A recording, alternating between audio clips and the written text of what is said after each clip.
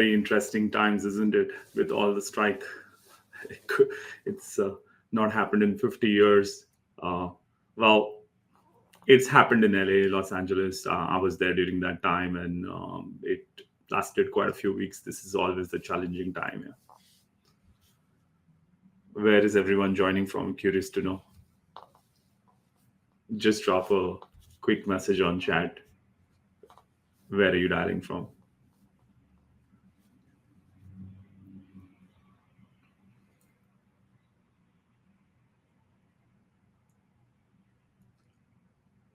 Cool.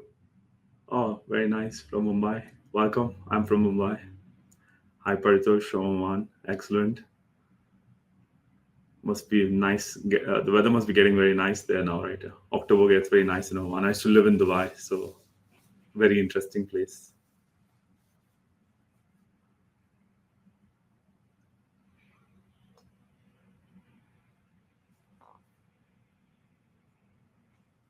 Let's give it one more minute, and I will kick this off.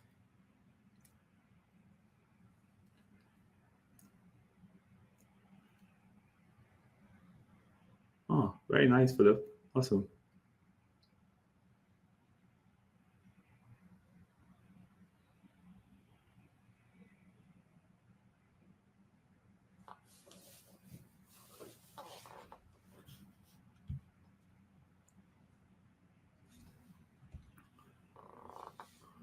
Oh, just as you know, it's it's going to be a lot of fun with the strike over the next few weeks. Nobody knows how it's going to last and how long it's going to last. Maybe 2 days, maybe 7 days, maybe 14 days. Very, very hard to tell. So I'm sure this is like causing a lot of discussion within each company. Cool. Let's kick this off. Just give me a minute. I'm going to share my deck. Perfect. So, morning, good afternoon, good evening. I know people are joining from different parts of the world. We appreciate the time you want to spend with us. And I understand there's a lot going on in the background. But however, it's very, very easy to forget during this time that you still need to focus on development. The amount of business right now is declining suddenly in the last 2 to 3 weeks. There's a lot of volume decline over the last 2 to 3 weeks. This is going to cause some ongoing issues. Nobody really knows how long this strike is going to last. And the longer it lasts, the more difficult it will be for quite a lot of logistics companies which are involved. You also have a situation where the exposure might be a little bit different for the type of company you are. So you just have to be mindful during this period that if your go-to-market and go-to-sales is really, really getting exposed because of the strike, if you're very heavy on the East Coast, for example, or you're very heavy on the Gulf Coast, for example, both inbound and outbound, you should consider that you have to look at always getting your sales team pivoted, getting your sales team to another level, and not just focusing on what you're doing right now with all the questions the current customers are asking, but also keep an eye on the development in the future, because like everything, this will at some point end, and you will be a little bit behind the 8 ball if your positioning is not being taken care of at this moment. Okay, so how do we do that? Let's jump into it, every component, and then go through this journey together. So who is this webinar for? If you're a sales leader or you're a newly minted sales leader, if you're a CEO, whatever type of logistics company you are, you're a freight forwarder, whether you're a freight broker, you could be a logistics tech startup, whatever your stage of journey, what you're going to get out of this whole situation and how to optimize and get 20 to 25% more business by just improving your setup right now. Okay. So a quick question, if you can quickly just put a note as to what growth or revenue stage you are in. Are you like a new company? Are you 3 years old? Or you've been doing it for a very long time, for your 10 years in the business, 15 years in the business? Would be very interesting to see what stage you are in. Please, if you can answer that, I would appreciate it. Thank you.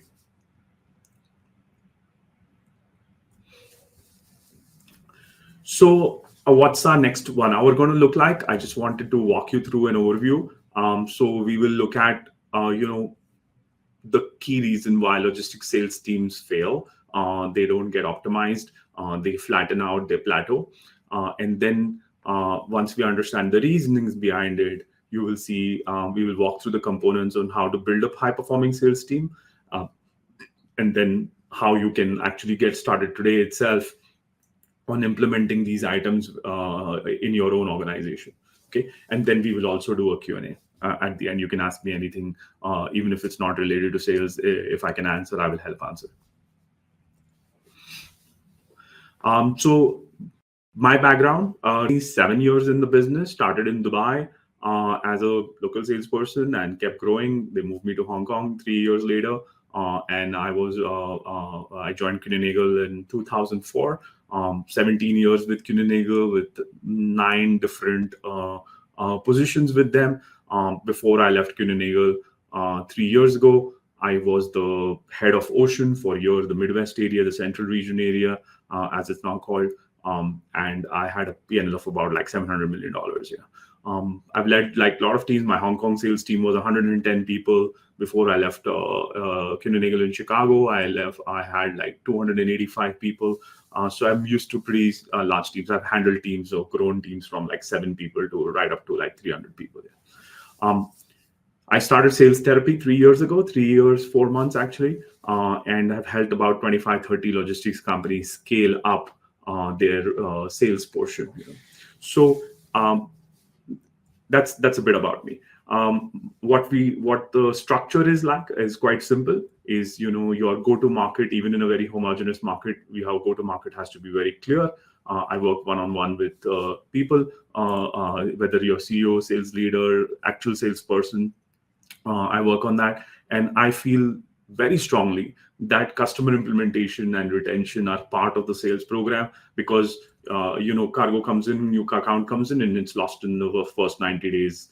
Quite often, almost 40-50% of the freight is lost in the first 90 days. So you have to have customer implementation and retention as part of the program. So this is what my company focuses on. Sorry. My biggest question that I get asked all the time with all the people I speak to is, how do I set up a sales team? Oh, I have a sales team, but how do I optimize it? So recently I onboarded a customer about 60 days ago. They're in Austin, and they were like, I hired 5 salespeople, and within a few months, all of them failed, and I had to actually make a very difficult decision of moving away from that. And that has stopped my entire sales program, because obviously I was doing something not correctly over here. I onboarded another customer in Newark, or New Jersey area, and they said the same thing. I so used to driving a Toyota, I ended up getting a Mercedes, and I didn't know how to drive one. So what he was alluding to was the CEO had hired a very exceptionally talented salesperson from one of the big freight forwarders, but it was not a right fit. So it's not just about hiring the right salesperson, it's also how you onboard that salesperson. And we'll walk through each and every item and each and every component on that. So what are the main challenges based on the research I've done that are being faced here? So retaining, finding new people in sales is very, very difficult. Our industry has a perception problem. It's not the sexiest place on the planet. So you see a lot of issues with finding new salespeople who want to join sales in logistics and sell logistics services. So almost more than 30% of the people I speak to actually have trouble finding new markets. So there is so much opportunity there, and you can't go into the market with a machine gun. So that's a very, very big challenge. And then probably the largest challenge is salespeople leaving. So there is a lot of attrition in the business. There's a lot of change in the business. There's a lot of problems with the retention. Whoever I speak to right now in the last 4 months have lost some sort of sales strength on the ground, and competitors are getting into this. Yeah. So this is probably the biggest misconception, that if I hire 10 salespeople, I'm going to 10x my growth. It just doesn't work like that. So you have to just really, really, really park this from your mind. Just have to shut it out. That this is the biggest myth in our industry, that if I'm going to hire 10 people, I have the budget. I'm going to be okay if I hire 6 people, 10 people, and that's going to 6x my growth. It just doesn't work like that. So what works? What does it take to actually really this thing? I understand this is a busy slide, but take some components out of this, and I will walk through each and every component. You must be very clear about your DNA, and I'll get into that. You must be very clear about how you're incentivizing the sales team. That it has to be very, very smartly done. There's a art to it. There's an art to the hiring process. There's an art to the onboarding process. There's an art to actually identifying in a homogeneous market what to do. So let me drill it down in each thing. So what I've done over the last 25 odd years, I've been a party to so many processes, so many inputs. You yourself can recognize, you're constantly online, whether on LinkedIn or YouTube or whichever your whatever understanding, or within your own organization. You hear different stories. You hear different aspects of this business, and you can't quite piece it together, because there's like contradictory information coming through. So you have to be very, very mindful that sometimes you have to shut this out and really stay focused on what works. I strongly believe there are 8 components to it. If you really drill this down, there are 8 pillars. And if you focus on each pillar correctly and you have a plan for each pillar, you will have a very robust and very, very, very optimized team. So what are those 8 pillars? You have map your DNA, find your sweet spot, and find your niche. These are the 3 things which are completely kind of attached together. Then make sure your finance is clear, your hiring is very, very smart. You can't just put out a general JD and do this. Okay. The incentive structure should be simple, stretch, and it must be in the stretch zone. You must constantly pushing the sales team to actually grow. If they don't do that, then it's a problem. You must have a very comprehensive onboarding process. This is probably one of the biggest problems I see out there. People want to rush their salespeople into the market. This is a big no-no. And the deal breaker, the one thing that actually hurts everyone the most, is the amount of time a salesperson takes from getting from 0 to 1, from 1 to 3, and 3 to 7. So it's very, very difficult to get a salesperson going in a new organization, and it, with too much transactional business, sometimes it doesn't get to the potential. So this is where you have the biggest challenge in our business, where how much time you require to this thing. So how do you do this? Okay, let's start with the first component. How do you map your DNA? Everybody has a DNA. You must fully get, even in a very, very homogenized market, you must understand that, let's say, for example, 9,500 providers, freight forwarders in the United States, 17,000 freight brokers in the United States. Very homogenized market. Sorry, I'm repeating myself. Still, each one has its own DNA. You could be a company in Iowa and you have that Iowa mentality as your DNA. Somebody joined from Oman. Your DNA in Muscat is very, very different from the DNA in Dubai. You might feel that Middle East is homogeneous, but it's actually not true. So you must drill it down to your DNA as to what your real DNA is. Could be that how are you delivering savings to customers by optimizing their process? How do you differentiate yourself from the competitor? Every competitor is selling that same service on Maersk Line, for example. Everybody is using that same trucker or same dray company out in Los Angeles, for example. So how are you differentiating yourself from the competitors? That's how you should peel that onion and peel back and understand really what your DNA is. What is the one thing that your company is damn good at. Okay, that's your DNA and your niche. That's joined together hip to hip. Okay, so you must be very, very, very clear. And what is the difference in service that you're doing that others are not doing? So you may feel that, oh, everybody's doing the same thing. I actually do not have a differentiator, and you just have to park that. Remove that mindset out of your head. There is no such thing.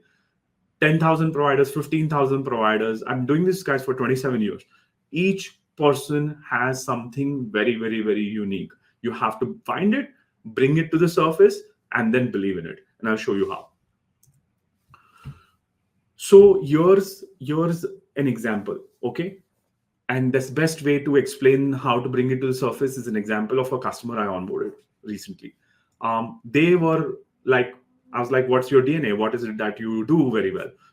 What is it that the customers buy from, you know? So they were like, we actually ship from Shanghai to Los Angeles, and our DNA is LCL, and it works very, very well because it is like, we're masters at it. No, you're not actually. And after questions, and get a better understanding, their DNA was, they were very, very, very, very good with companies who were focused on e-commerce. That was their DNA. They understood the e-commerce business very well, the walk, the speak, the niche, the full understanding of that. So LCL, anybody can do. From Shanghai to LA, there are like 1 million providers out there, you know. So you must understand that your product doesn't define your DNA. It's two separate things. Your LCL, FCL, air freight, dray, FTL, LTL product does not define your DNA. That's not your DNA. You must find out what is it really you're breathing and living in this thing. And you may have a few DNAs. If you're a large company, you may have a few DNAs, but there should be components to it. You must have a clear understanding of this. Okay. So when you have a clear DNA in mind and you have a clear idea of how the sweet spot and the niche is going to work, you have to get this, you'll get this optimization spot in the middle. Okay. So how do you get to that point? So first is, like, I'll give you another example, which give you a very nice idea on how to go deep into your niche and how to find your niche. Let's suppose you say my niche is the automotive industry. Okay. Excellent. Peel the onion, go one layer below. Then you say a second tier supplier. Okay, that's also excellent because you don't want to go to the original manufacturers like the GMs and the Fords, etc. of this world. Let's go to the second tier suppliers who are actually sending freight, contributing, giving to these manufacturers, to these OEMs. Excellent. Go one level layer. You have plant down situations in automotive industry quite a bit. Okay, so the second tier supplier has a need for emergency air freight. They need something 24/7, and the freight needs to be here very quickly. Otherwise, it's going to cost them $10,000 a minute. Correct statistic: $10,000 a minute if the plant shuts down. So you have to be mindful that you have a sub niche product on there, and then you go to the absolute deepest level on how you're going to do this. So you can have a control tower kind of setup that does real-time tracking, not just online visibility, real-time tracking to ensure that door-to-door, the freight gets into the customer's facility because of the plant down situation. These places work around the clock at times when they are in emergency. The plant doesn't shut at times. So you have to go on. So this is where I'm coming from, guys. When you are looking at your DNA and you're looking at your sweet spot and your niche, you must find the really deep part of your niche, of what you get into, and that's where you will get a lot of success. How do you implement it? So the way to implement it is to make sure that the knowledge transfer is across all parts. You think that just your sales team is responsible for bringing this business on board, but that's not true actually. Just the sales component, if you look at the size of the sales ball here, is probably one of the smallest here. And this is very key. That's intentionally done, because if your entire team around that whole area, whether it's your sales leader, whether it's your operations, whether it's your CEO, whether it's your customer service, whether it's your account management, if they don't understand this DNA, if they don't understand the niche or the sub niche or the sub niche, you will not hit your sweet spot. You will not hit it. So you must as an organization or as a business unit or as a sub business unit or as a team have this DNA. It's not just on the sales guy. It should be distributed around this. And that's how you will succeed. Just having your salesperson completely understand second tier suppliers is not enough in today's day and age. You must pass that knowledge. You must pass that know-how. You must understand the whole circle of this business, that every person in the whole chain within your company is impacting your niche and your DNA in front of the customer. Okay, so make sure that the solution, the downside of this is make sure that you just don't have one person who does this. Okay, if your sales team is the only person who really understands this, this is not going to work. To the previous slide. So be very mindful. If you have the expertise completely within the whole organization, you are going to win. The market will feel it, the customer will feel it, and you will sense it, and you will win because of that. That's the key. Okay, so what I did for Cargotrans, for example, they were having some challenges with their pipeline. So we mapped out their DNA, we mapped out their sweet spot, and we realized that there was a very, very specific sweet spot because they were very technically very, very, very good. The homegrown tech was excellent, and this was not being surfaced out. So I ran a campaign for them, and within 60 days, here's a message from Anthony. We built a pipeline for $4 million. So which was like just very, very quick, and they were struggling for months getting to this point. And now, of course, they have pivoted to a completely different level with them.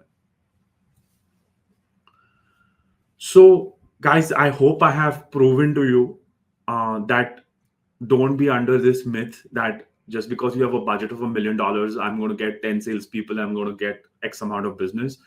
Don't do it that way. Position your salespeople in the right place. Make sure you have the right DNA mapped out. You have the niche, you have the sweet spot completely mapped out, and then only go forward and decide on how your hiring process should work or how your augmented sales team will work. So before I get into the next part, I wanted to quickly do a 5-minute Q&A. If you have something that you want to ask me, I'll do a couple of questions before going forward here. Just drop your questions if you have something in the Q&A in the chat, please.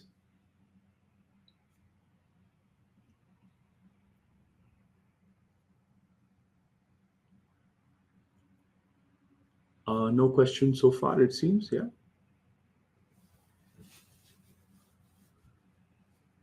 All right. No worries. Let's keep continuing.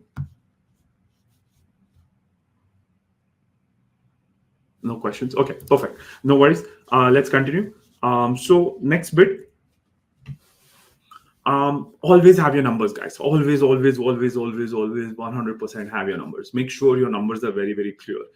Before you get started on this hiring process, make sure you have a clear understanding of the numbers. So the one thing that I see is, sorry, I'm jumping a slide. Break down your numbers into 3 parts. Okay. What is your manpower cost? Manpower is probably the largest cost on your P&L. So just be very, very mindful of the first component get identified on the manpower cost. Okay. This is going to cost you for 2 salespeople, for example, $200,000 or $80,000 or whatever that number in your territory. Okay. Second, forecast it, extrapolate it for the next 2 years. Make sure you are forecasting for that bit clearly over the next 2 years. Do not do this just for, okay, I have this budget. That's not how it works. Just extrapolate it over a gestation period. Also make sure that the investment plan, the forecasting is done for a longer period. I would recommend at least 2, if not 3, if you want to play the midterm and long-term game, especially. And then put the ROI in place. At 12 months, I need to be at X ROI. At 18 months, I need to be at X ROI. At 24 months, I need to be at X ROI on the cost that is happening. That's how you should have your figures in front of you in 3 components. So one area where I feel that, especially a lot of people in the US, they don't fully factor in all their cost. They only take their direct cost, which is the base salary. but there's a lot of indirect costs. So an example in the US of indirect cost is your social security benefits, which the employer pays. That's quite a large amount. So when you look at all your benefits that you're offering, 401ks, phone allowance, car allowance, so on and so forth, the best thumb rule to do is 28%. So if you are budgeting $100,000 for the base salary of a salesperson in the United States, just add 28% to that number, and that roughly will give you an extrapolated cost on exactly what you should be looking at over the next 1 to 2 years. So how do you do this? Okay. Always have a plan in place, and also the mindset in place for how the numbers are going to work for your salesperson. Okay. 1, 2, 3 salespeople joining at different periods. Oh yes, do not hire more than 2 or 3 at the same time, not more than 3. However big your organization, does not matter. I've run organizations with 110 salespeople, guys, ladies, and do not do this. Do not do this. Do not hire more than 3 people at one time. Different offices, yes, maybe 1 year, 1 there, but start slowly, build it up. Do not hire at the same time. Okay. So get your onboarding done in 30 days. Do not rush through your onboarding. There are companies which will do onboarding in 60 days also, and that's absolutely fine. Don't get it done in 7 days. This is the biggest mistake that you will make, and actually cost you in ROI a lot, which remains unseen and is not computed. So be very mindful. Don't rush through the onboarding process. Second period is the 3 to 7 month period. And how do you look for that? So here, don't worry about the results. Don't worry about if the sales guy is getting shipments. Don't worry about the salesperson getting loads. At this moment, look for trends. And the best way to look for trends is to actually do a joint sales call. Go out with your salespeople and make some sales calls. And that is, you will get a sense of it if they are in front of the customer often enough or not. And if they are not, make sure you augment that. Make sure you make that happen. Okay. Now, 10 months and 9 months and 8 months and 11 months onwards is your most critical period. This is when you really, really know where this person is going to get you the results.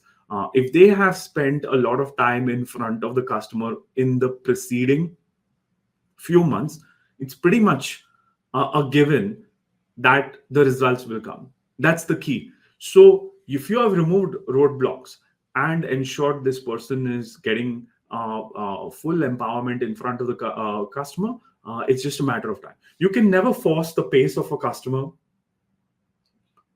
to give you business. You cannot. So what you can control is the amount of time you spend in front of customers. So when you get this period at the 10-month mark, 11-month mark, or whatever you feel comfortable with in your own organization, this is your key evaluation. If the downside, the flip side is that if your salesperson is just not spending enough time in front of the customer and just very busy in the office, that sign, that's probably going to be hurting a lot more, and you may want to make a more difficult decision there. That's how to look for it. Okay. And then, expect between 1.7 to 1.8 times ROI in 18 months time for a good salesperson. Sometimes you will have very, very good salespeople who will even get 2 and 2.2. But 18-month mark is where you should expect between 1.5 to 1.7, depending on the market conditions also.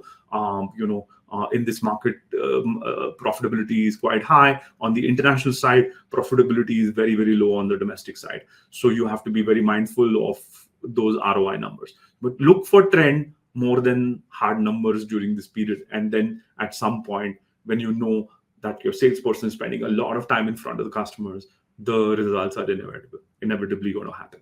You're going to get the ROI. Okay. This is often something that I'm smiling because it's guys, attention span is 5 seconds. People applying to your organization are not reading past the first 3 sentences. So the first thing that you need to do is make sure your first 3 or 5 sentences very accurately describes your DNA and exactly what you're looking for in the type of salesperson. Make sure it's a match. Your job description should be a match to your DNA and your niche and your sweet spot in order for the hiring process to work very, very, very well. There's a shortage of really good salespeople, and that's everywhere. So if you make sure that your job description is thought through and not very generalized. I tend to see a lot of job descriptions where everybody's putting their collar up. I'm this, I've done this, we have this many offices, we have, nobody's reading that, guys, at the time of application. Really, nobody's. Only at the interview stage they start reading it. So from a purely first outreach point of view, just make sure your first 3, 4, 5 sentences very accurately describe what type of salesperson that is, and give some thought into it to make sure it's a matchback. It is a perfect matchback. Okay. Now, you must, I think DNA, LinkedIn works very well. LinkedIn is excellent.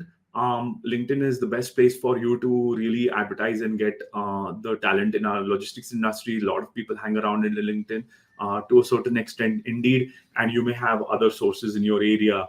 You could, in your initial stage, you don't even need a recruiter. If especially have some online presence, you will get this thing. So if you get clearly your job description and your outreach based on your DNA, and it's built from zero, written from scratch, and just put it out on LinkedIn, it does work.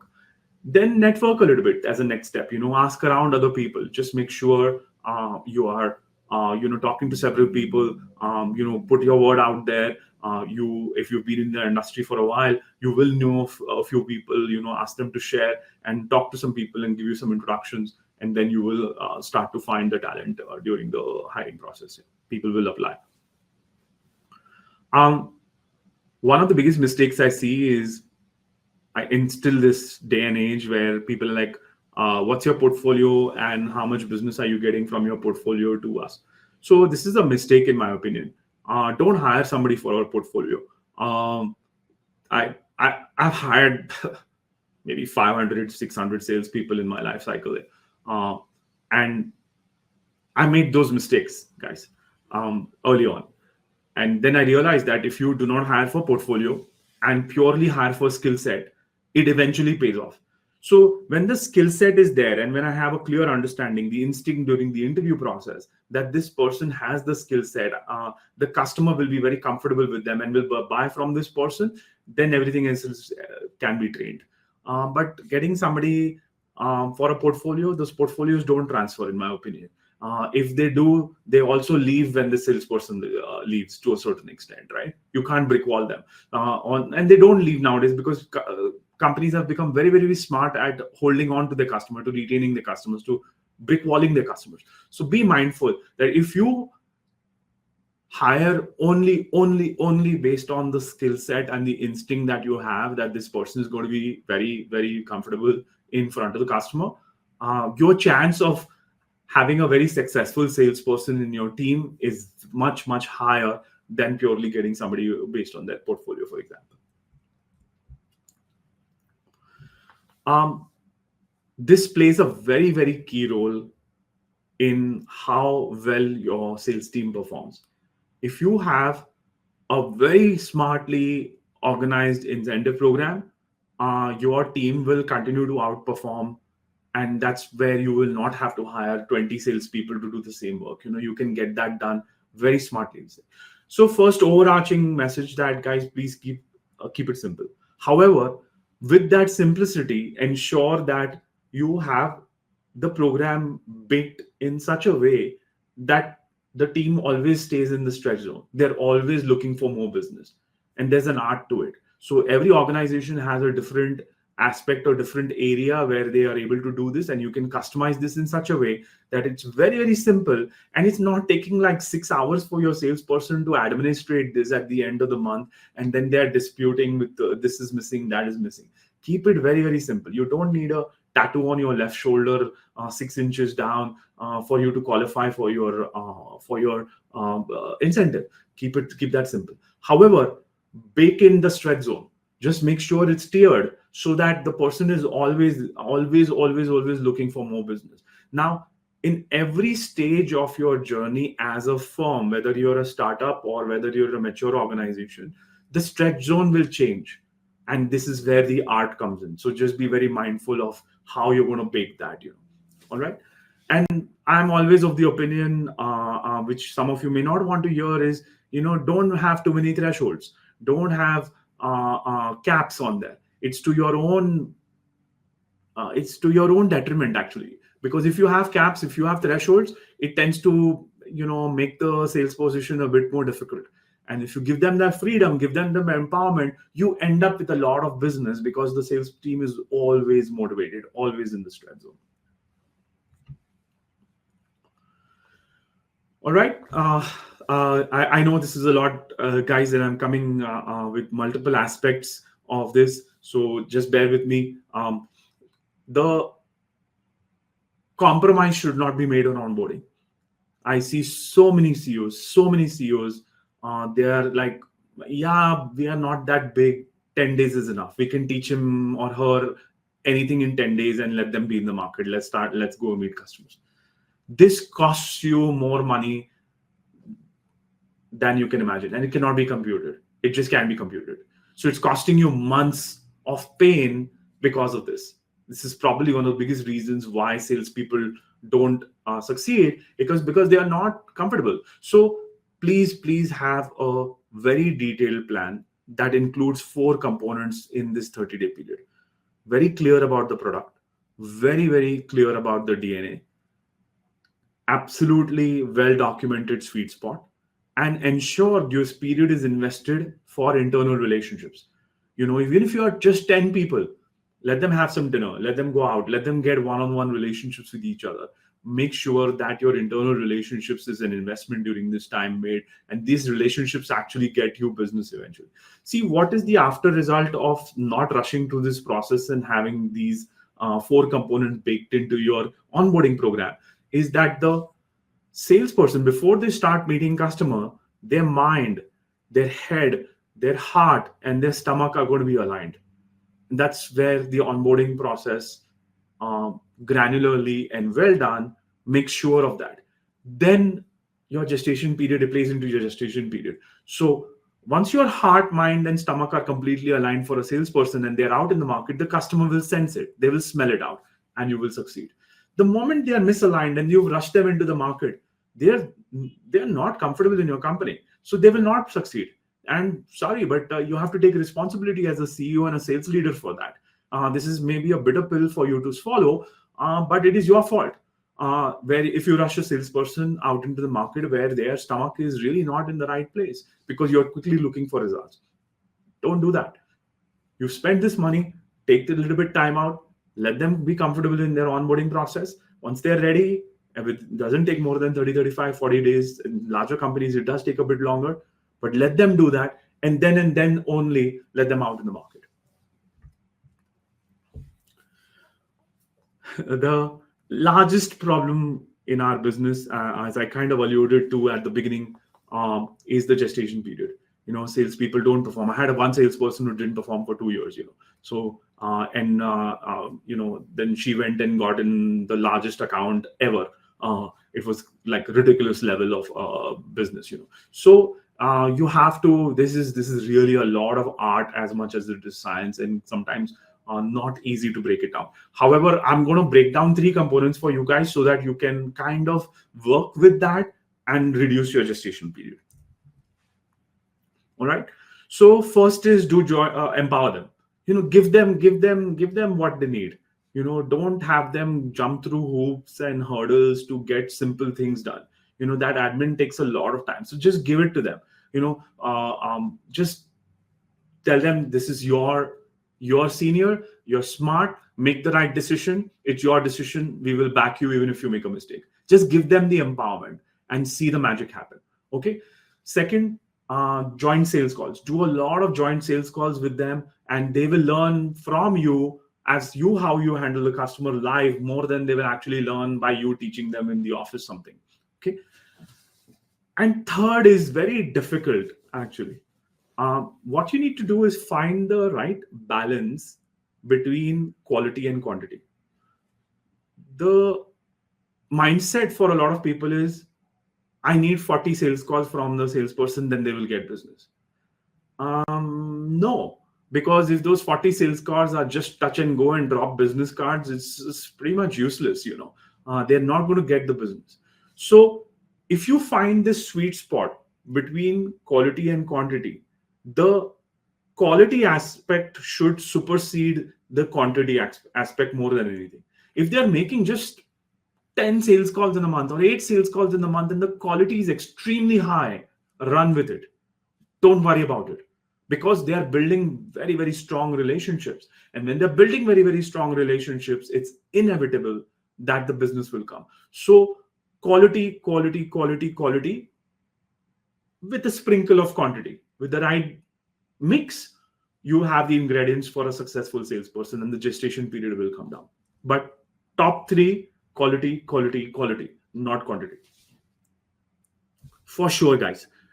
If the salesperson is just making 2 sales calls in a month, forget about it. They're not going to get even with the highest quality, for sure. So find that sweet spot and let that sweet spot progress over month on month. Yeah. Look at the trend going month on month, not just singularly in a vacuum over a short period of 2 weeks or something. Just zoom out a little bit, and then the gestation period will come down dramatically. So what I did was with Mohawk Global, Simon moved from ops to sales. Very, very personable guy. Excellent.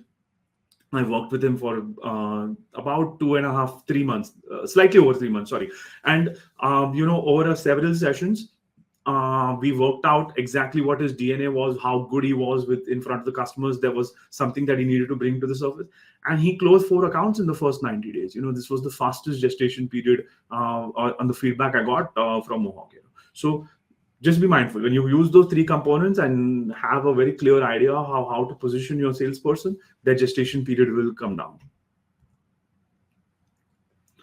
A few bonus value tips. First one, do whatever it takes, get the first 3 shipments. Even though I'm like very, very anti getting business on price, for the first 3 shipments, nothing, no such holds, nothing. Just go and get the first 3 shipments. The customer talks to you for first 3 shipments. The reason the customer will talk to you more is because of the first 3 shipments or 2 shipments or 4 shipments. So let them allow that dialogue to happen. And once that dialogue is happening, the relationship will grow. So do whatever it takes, get the first 3 shipments. Okay.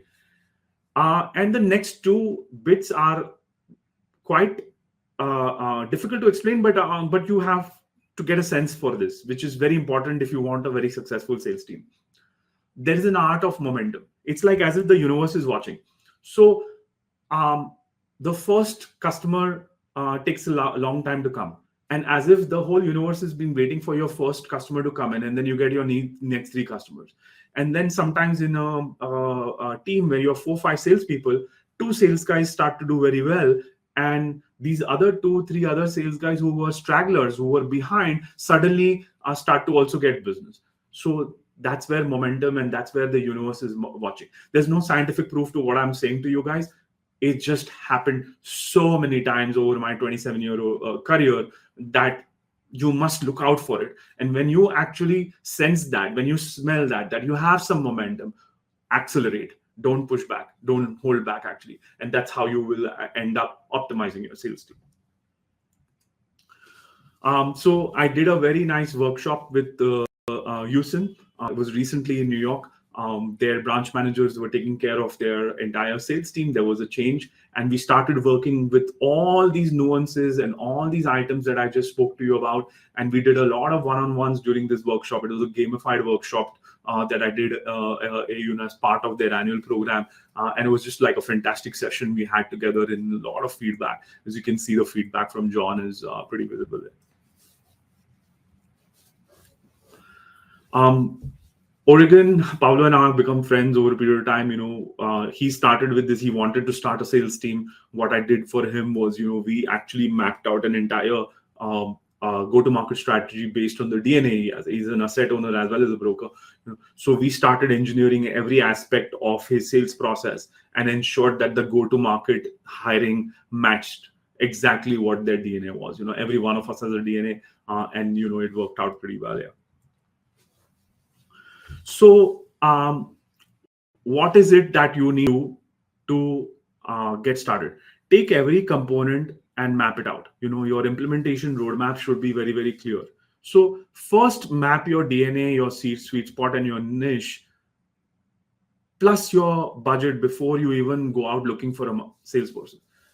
What happens is you tend to go for a salesperson first and then think about the rest of the stuff. Don't do that. First, map your DNA, find your sweet spot, find your niche, get your budget and your cost and your revenue analysis and your ROI analysis very, very clear before you start the hiring process. And then only start the hiring process. And then get into the hiring process, make sure your incentive structure is very, very clear. You can do that side by side. Have a very granular onboarding plan, and then make sure you're giving ongoing training, mentorship to this thing. So this is basically how I journey with all my customers. This is the roadmap that I have. Of course, there are a lot of nuances. What we do is we have some brainstorm sessions. We take those brainstorm sessions and be very, very clear that we understand the DNA. Like the example that I shared with you for NTMK, they said the DNA was all about LCL from Shanghai to LA. However, that was not their DNA. It took several brainstorming sessions for us to get to that point. So that's how the roadmap looks like. You may think something, but it's not true. So if you need a professional voice to really dig into that and get that, this is how my process works. Yeah. Okay. If you're interested in evaluating your sales implementation plan, what your sales process is, I'm offering it for a very limited period for a short time. Here is the process. What is going to happen during our call? We will have a small as-is process, apply the GTM, and we'll do a live one-on-one session. I will help you with that, and I'll help you with some components for a short call during this period. So what you can do is, here's the link. And you can take this link and just set up a call with me, and I will understand. I'll do a sales process audit for you for the next bit for no cost at all. Okay. You can set up a calendar. That's a Calendly invite. You can just set up a call with me on a calendar. Cool. Questions. Philip has a question. How is an individual sales ROI calculated? Is there a general formula? Yes. Excellent question, Philip. First one, put the numbers, extrapolate it out for 2 years. Let's suppose you're doing it for 2 years. Markers are 6 months, 12 months, 18 months, 24 months. Then take their entire base cost and attach an ROI to it. From 0.5 to 0.8 to 1.2 to 1.7, and have that journey calculated. So let's say your cost is $100,000 annualized, break it down into a monthly basis, and then put the 6 month mark, 12 month mark, 18 month mark, 24 month mark, and factorize it with the ROI calculation on what you're comfortable with and within range, and look to get to that point where you're getting this much GP in this much time. That's the calculation.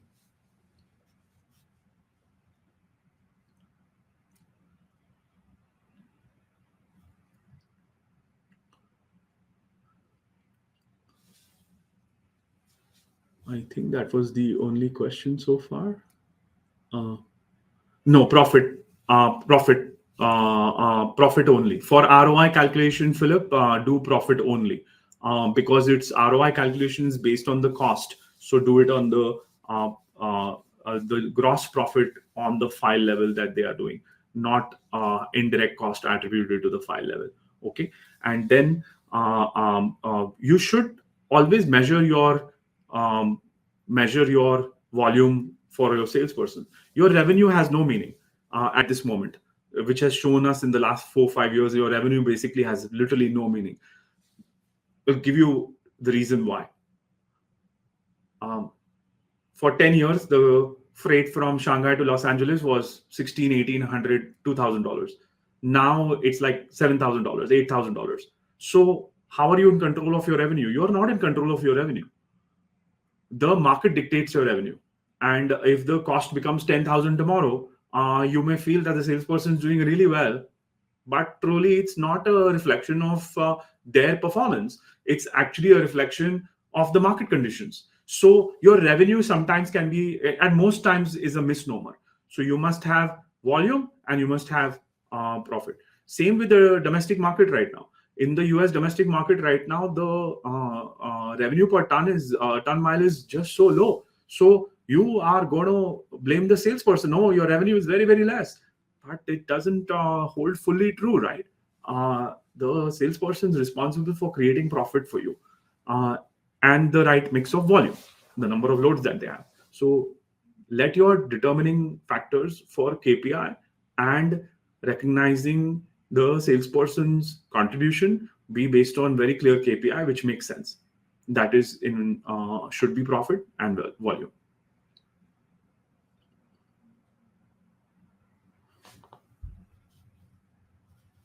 So while recruiting, how do you choose to spread the recruitment among different levels of experience and cost? Superb question. Excellent question. With saying in my country, where I'm originally from, all these fingers are very different size because of one reason only, because they are, it's exactly the same way where they do different things. So you cannot have the same strategy for recruiting your salesperson at this thing.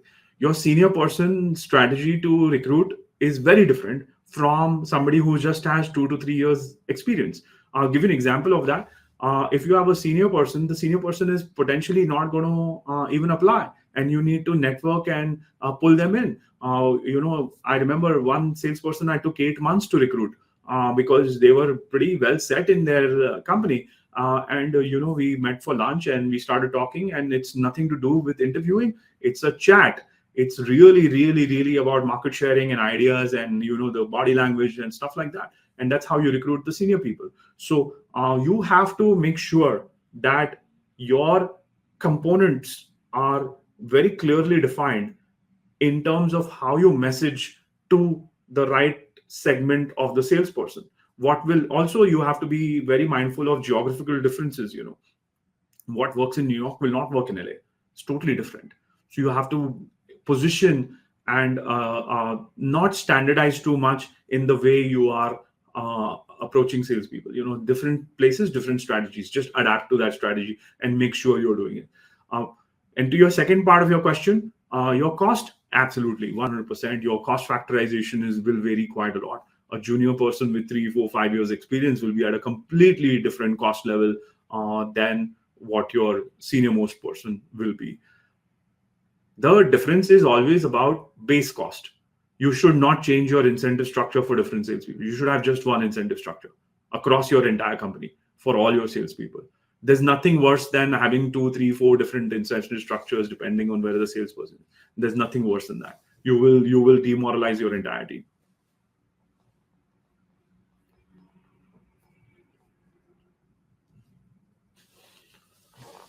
Any other questions?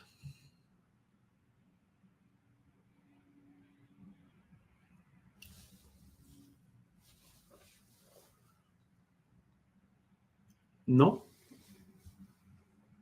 Let me see if I missed something. Give me a second. Sorry, I'm not wearing my spectacles.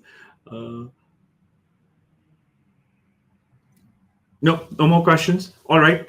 Guys, one quickly before I go is just if you have anything, the link is available. If you want to set up a call with me, please go ahead and I'm happy to help you guys out. Okay. Thanks for making the time. I know it's a very crazy period with the strike. I appreciate the time you've invested in this. If you need anything, reach out to me. Thanks. Bye. See you.